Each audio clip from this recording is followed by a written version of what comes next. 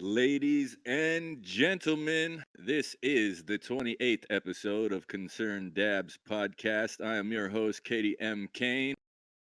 Flying solo tonight, folks. Our guest canceled. My co host, Will, is under the weather, canceled. These things happen, ladies and gentlemen. I got to stay consistent and do my show every week, regardless. I don't have much as far as content. I really wanted to interview our guest about the hemp game tonight. She canceled. Next week we have Sasan DeCordy as our guest. I'm pretty hype about that. He's a good friend of mine.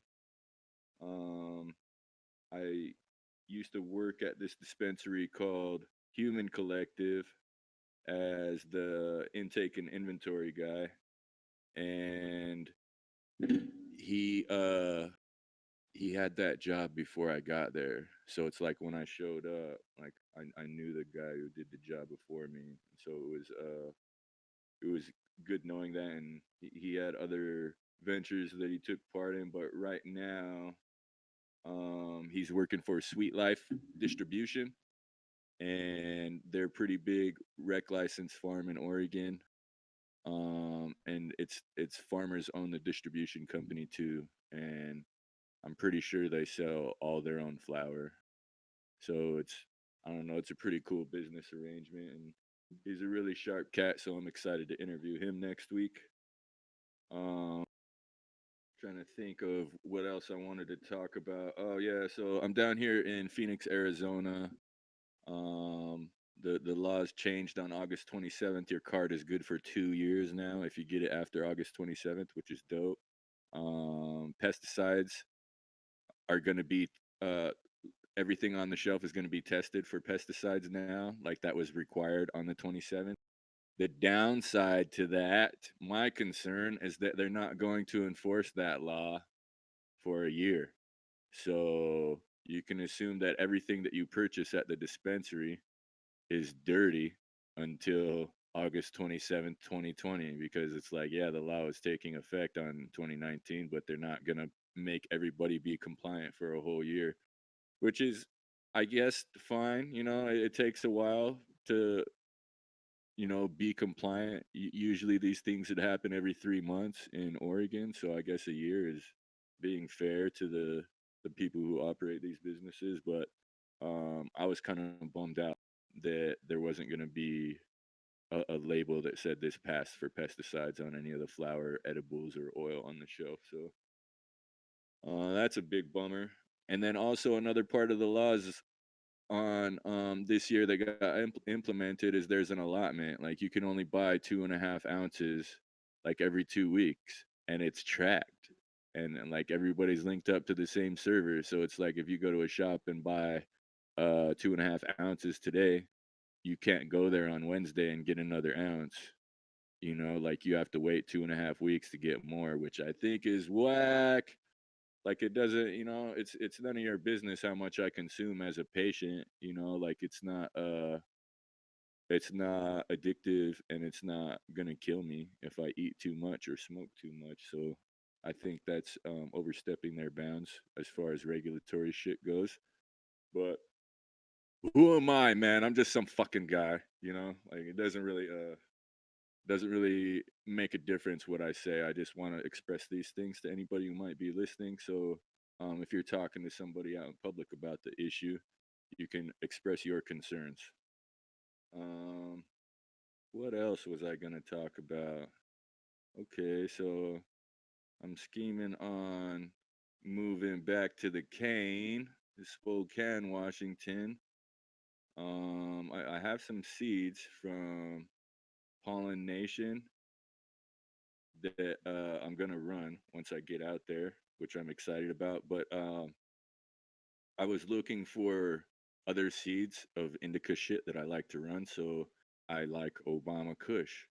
And when I was looking for seeds of Obama Kush, it's like all of them are feminized, and so it's like, damn, I really want to use it for breeding. You know what I mean? I want to do a cross with it, and my understanding is that if you use feminized seeds for breeding, you're going to run into some issues later on down the road. And I don't want to have to deal with that. So it bummed me out. But in my search, it led me to another strain where somebody already crossed Obama Kush with the Dogfather, and the strain is called Darth Revan. And that's, I guess he was a character in one of those Star Wars video games. And so I also read somewhere online that they're gonna do a movie about him, and Keanu Reeves is gonna play him. So I'm like, ooh, that's sick. Knights of the Old Republic. Thank you, Mitchell. Darth Revan was from Knights of the Old Republic. But this strain, which I mean, just from parentage, looks like something I would be interested. When I started reading the description, it got kind of deep, and I really haven't heard any kind of spiel like this from anyone I know. And I know a lot of folks in the game, but these guys have this description that talks about theols, and I might not be pronouncing that correctly. Like if any weed guys or chemists or scientists want to shit on me for that, I'll take it, man. Please correct me though if you can in the comments. It's spelled Thiol. I'll just go ahead and read this off of the website. It says the Dark Side series by Alpha Chronic Genes is an expression of what is possible when breeding for extreme thiol production and heavy terpenes. It says thiols are the contrasting flavonoid found within the cannabis species that makes up the stinky smells throughout nature. Garlic, fuel, skunk, gas, onion, and feces smells all come from thiols rather than terpenes. Thiols are a carbon chain with a sulfur atom connected at the end of the chain rather than an oxygen atom as found in terpenes. They are used in the cannabis plant to attract bugs to catch in their sticky traps, trichomes. They then use they then use drop the dead prey to the ground and use the symbiotic relationship with the thiol to feed itself. Alpha Chronic Genes is proud to be the first breeding team in the world to focus on such research and are now proud to introduce a series dedicated to the stink factor found within cannabis. And we are working to develop new research models to advance scientific discoveries throughout the cannabis genome. So, their copy is a little bit off there. That shit happens sometimes. I bet the guy who sent it in might have had it correct, and then the copy and paste probably fucked it up. That's happened to me multiple times. I don't want to get mad at them for spelling and grammar because it looks like they're doing some awesome work. But that's the first I've heard of that. We always talk about terpenes. I mean, my co-host Will Terps, man, it's his goddamn name and shit.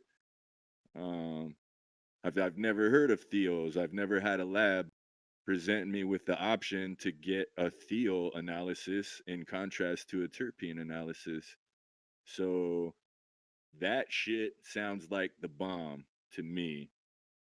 Um, and I wonder where these guys are getting their lab tests to do their research because if it's just off the smell, I'm not mad at that because that's what most breeders do. That's dope. Follow your nose, but if these guys have lab results that say that this strain has more thiol content on these different compounds, then fuck, that's the shit, man. I want to holler at them and get them on the show too.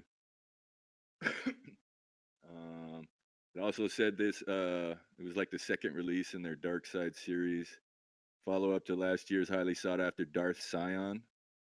Um, I don't know what the parentage is on that, but it just said you definitely need a carbon filter because it's gonna reek up your room and all that shit. So definitely good literature to sell me on some seeds, man. Because I don't know, I'm a nerd, and it's like there's always cool pictures and funny names, and but usually it boils down to parentage with me. If it's related to something that I like from my past, then I want to try that new shit and see what it's all about. But Obama Kush is definitely one of my faves. Looking for seeds of that. Found that Darth Revan strain, so I'm gonna order some of those from James Bean and see what the hell. See what I can do with it. Okay, so we got a little bit of question content from my guy Mitchell in production.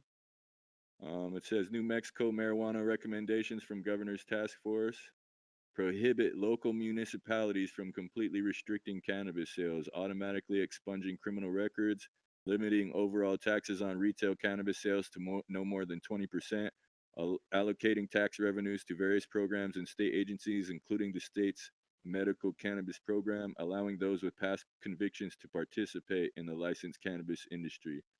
Your thoughts on these things? I think that shit is dope, Mitchell. Especially the allowing people with past convictions to participate. Um, when I caught my charge in '08, like I went and pled guilty, and the judge gave me a withheld judgment. So it's like there won't be a conviction on your record, but the charge still pops up when you search it. So didn't fucking do shit for a job, but I can still have guns, and I could get my medical card when I moved to Portland in 2010. I got my card in 2011, and it said I think it was only 2 years, so I still would have been good. But it says 2 years from date of conviction, you can't have any weed related charges in order to get your card. So that was a barrier to entry when I first got out there. So if they're doing away with that, that's tight because I anybody who does have that kind of charge or conviction on their record is deserves to be in the game, because it's not just because they had the balls to do it before it was legal. It's like they believed in it enough to risk their freedom, and that's what matters to me. Like law is not morality. So I think that people who have taken charges, and there's people still in jail. It's like those people got to be let out of jail. Um, Putting people in prison for growing a plant or possessing it is just not the correct move for governments to make, I don't think. Automatically expunging records too, like that's sick, man, because there's been times where I was in the interview for the job and the guy wants to hire me. He says, man, we're just gonna just fill out this paperwork and we're running it through corporate, come back tomorrow and we'll get you your badge. The next day, I get the call. It says corporate ran your name and there's a felony charge on your record, so we cannot hire you. And that shit fucking sucks, dude. So if they're gonna prevent that from happening to people in their state in the future or people who have those charges in their past, I think that's fucking awesome. What else is on there? The 20% taxes too. Yeah, dude, like that's reasonable. You know what I mean? Like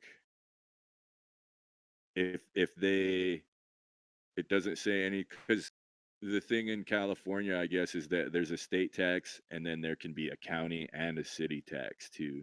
And so that's like inflating the price greatly for the rec market. That's why a lot of folks, I guess, are still staying medical.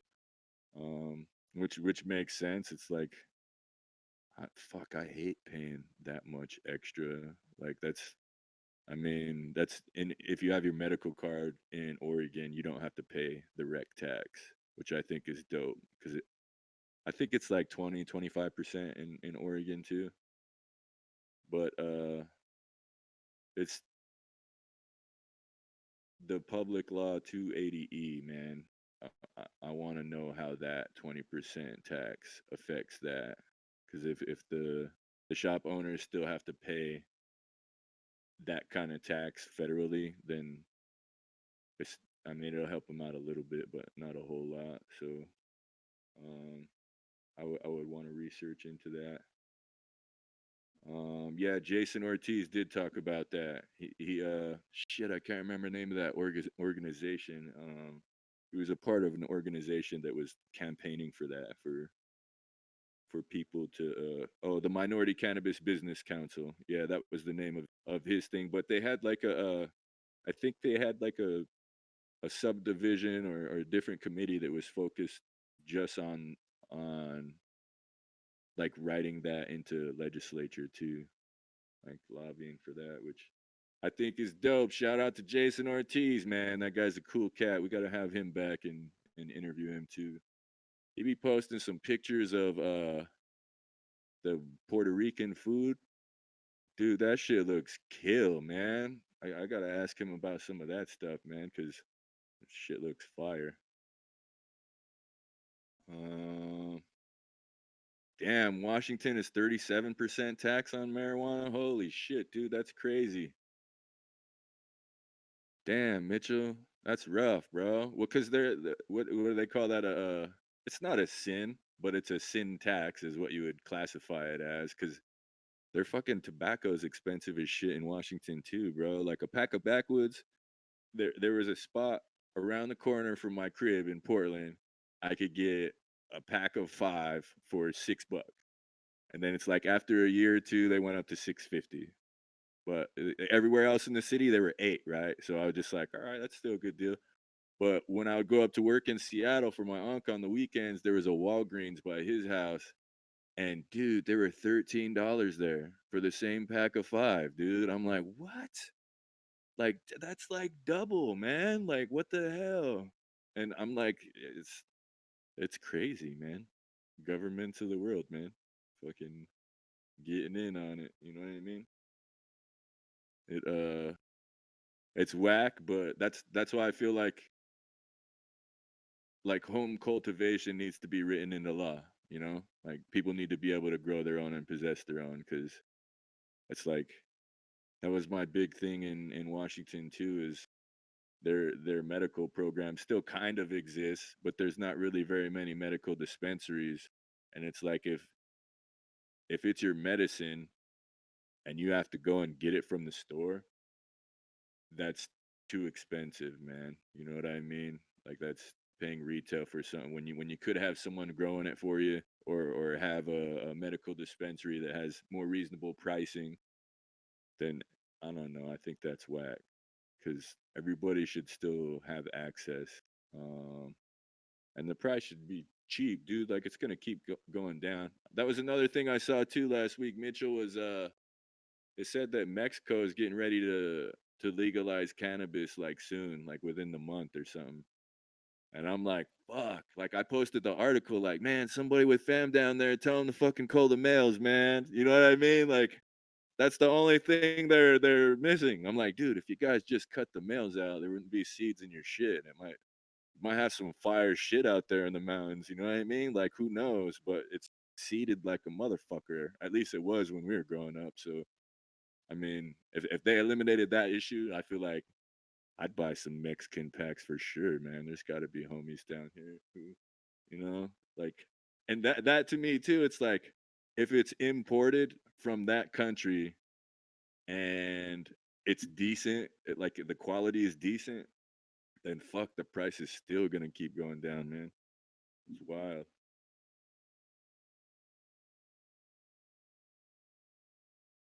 That's why I want everybody to be able to grow their own because it's like when it gets that cheap, like selection is probably going to be a lot less. I think everybody's going to monocrop whatever was the popular shit from last year and not really do too much different. So I think I will still grow weed. If it's cup of coffee cheap at the store, I would still rather grow my own that I like. That's special to me, and I would want my friends to do the same so I could trade. You know, it's like what you got going in your room, what you got going outside. Well, man, you want to trade up when you're done? Trade up. All right, cool, man, cool. Like that's the best, man. That's what I miss about the Northwest, bros. You know, it ain't really happening down here like that. So I want to get back to that shit and get my hands in the dirt, man. Um, where are we at? 20 minutes in. Damn. I guess we could probably hang for 30, so we don't have Will. You guys have any other questions in the control room there, or is there anybody in the comments section? Is anybody even listening? All right, shout out to the folks listening on YouTube, man. We really appreciate you. I apologize, I don't have a dope interview for you guys tonight, but we got one for sure next Sunday. It's gonna be fucking lit. Okay, Seattle firm headset average pot cost per item. Washington 1533, California 3090, Colorado 2395, Nevada 2694. Damn. Was there is did they have a Oregon one in there? No? God damn it. Didn't list Oregon. Shit. Well, it's like some of the bros from back home say, "Oh, the drought's over." I'm like, "Okay, so 6 years worth of weed just disappeared." I'm like, "I doubt it." You know what I mean? It's a cool sales pitch though, but it's like in Washington, yeah, it's pretty cheap. And that's got to be like an eighth of flour too, right? Cuz nobody's gramming up their weed really cuz that's not cost effective on packaging. It's like eighths or more as far as flour unless it's like a pre-rolled joint or some shit like that. Is that how it looks on the shelf there? Word. Yeah, that's pretty cheap. 15 and 8. You know what I mean? Like that's like 120 a zip, $100 a zip. Yeah, it's going to keep going down, man. Like it is, especially the more big money that comes into it. I feel like there will still be snobs who will pay for craft, but I'm interested to see how it works out, man. Like cuz there's a lot of guys that are really talented, man, and do some really stellar work. And I know they're not going to let their packs go for that cheap because it's not worth their time. How did you feel? How do you feel when I drive while I'm high? How do I feel I drive while high? Man, I drive fucking good. Yeah, hell yeah. Safe as shit.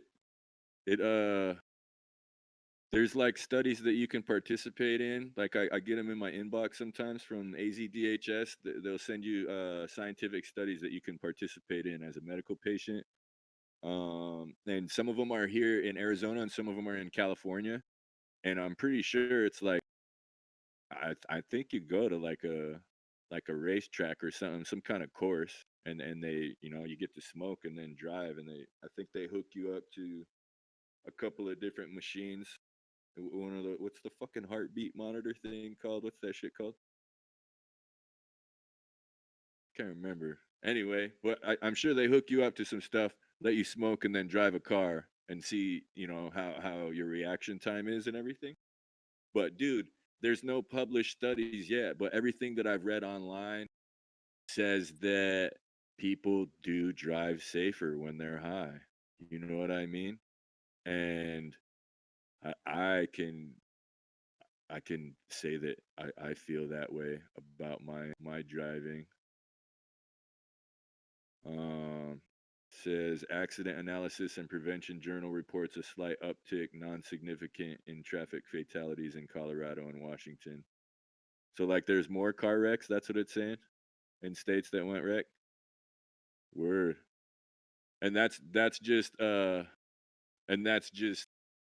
can't attribute that to cannabis, but it's just after it went wreck there was a little bit more car wrecks. Okay. Well, my questions for the people who collected that data is out of those fatal like I wanted pills, dude. Like how do pills relate to that, and how much prescription medication was available during that time, and was there an uptick in availability or sales? Because dude, I feel like those Zans, bro, you could tell when somebody's off those behind the wheel. Like it's like a slow type of swerve and shit, and then it's like even the correction is slow, and I'm like, Jesus Christ, that guy's gonna fucking hit somebody. You know what I mean? Like it just doesn't seem safe, and I feel like that's an interesting view on the data, but I would have more questions to the people who collected it. Um, what the fuck was I talking about before that, Mitchell? Damn, some bitch. Goddamn. Yeah. Um. Yeah, craft cannabis. I think will still be a thing, but it's gonna take a long time for people to catch on. You know what I mean? Like I didn't start buying IPAs for beers until I was like 30. You know what I mean? Like that's a long time. That's at least 12 or 10 years of being able to drink before I started, my taste buds started changing. What would make cannabis worthy of being called craft? I guess, man, quality, like bag appeal, the way things look. Yeah, because I mean, when it gets huge farms and people are using machines to trim and everything kind of looks the same. The only difference might be smell.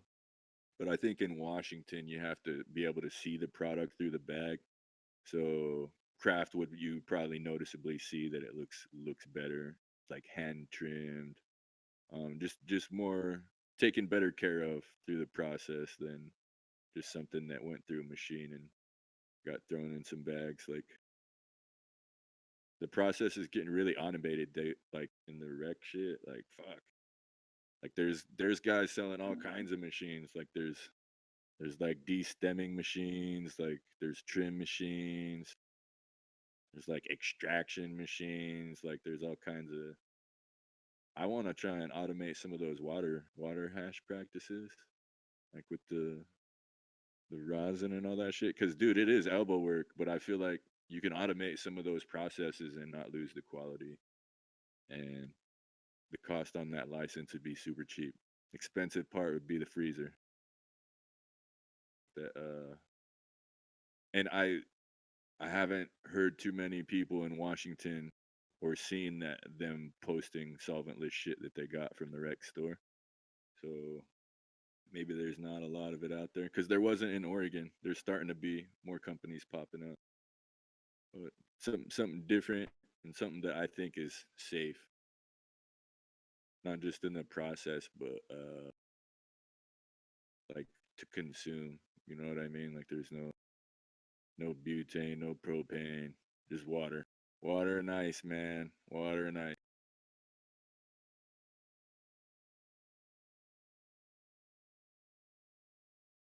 Trying to think of what else I got, fellas. You guys have any more questions? Getting pretty close to 30 minutes. I don't want to sit here and ramble on for an hour. I guess I could have been more prepared. Usually I have Will to bounce shit off of, man. So hope that guy heals up. I have to book some more guests too after Sasan. It's like, yeah, he's gonna be a dope interview.